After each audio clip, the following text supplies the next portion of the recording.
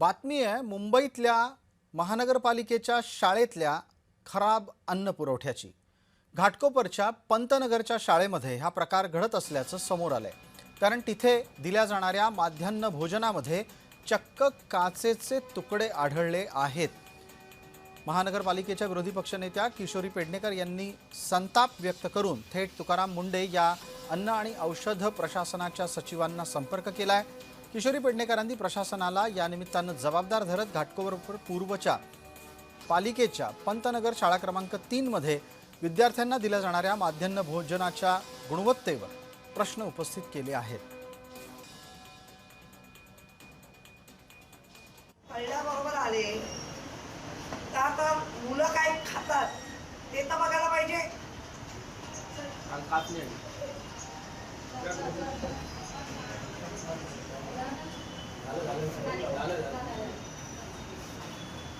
अहो कापल्या यायचं पण मुलांच्या जीवाची खेळतात हे बचत गट।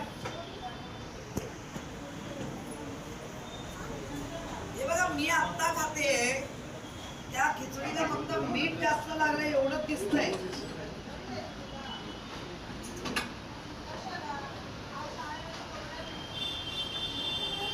कापलाची मॅडम बीएमसी करत नाहीये। तुम्हाला तर मी ना सर तुम्हाला सगळं सांगेन ना की जे बसवले तिकडे करिडोर नाक्यावर 2 लोकांची नावं काय करतायत मला कळत नाही। सोयाबीन घातलंय वर सोयाबीन आहे त्याच्यावर फार वरिष्ठ लोक बोलतायत आणि अभिजित दिपके फार उघडपणे चांगलं काम करतोय। स्वतःचं एक हायली एज्युकेशन सोडून या भारत देशातले हिंदुस्थानमधले तरुण वर्गासाठी चांगलं प्रशासन असावं, चांगलं सरकार असावं आणि त्या सरकारने तरुण वर्गाला न्याय द्यावा तर आम्ही अभिजित दिपकेच्या सोबत आहोत।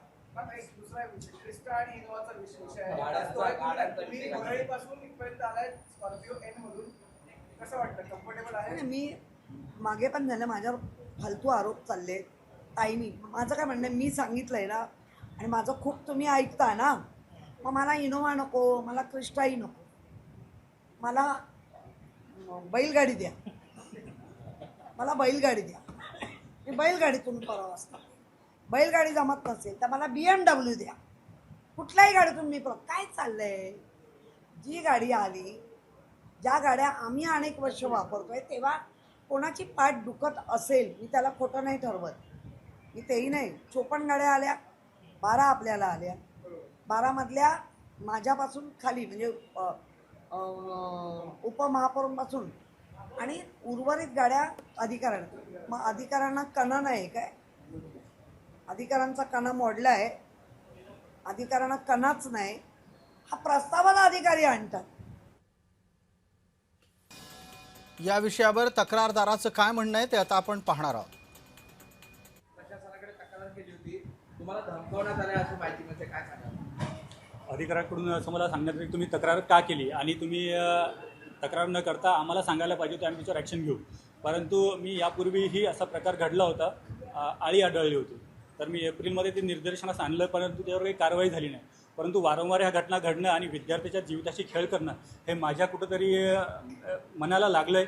त्यामुळे मी महापौर आणि आयुक्तपासून तर आमच्या शिक्षणाधिकाऱ्यापर्यंत तक्रारी केल्यात आणि त्याचे हे आज तुमच्या माध्यमातून हे सर्वांसमोर प्रकरण आलं आहे। माझी एवढीच अपेक्षा आहे की प्रशासनाने याची गंभीर दखल घेऊन योग्य त्या यंत्रणेमार्फत सुरक्षित मध्यान्ह भोजन अन्न पुरवठा करण्यात यावा। सकाळी आपला मध्यान्ह भोजनची वेळ झाली, त्यानंतर मी ते चव घेतली, चव ठीकठाक होती।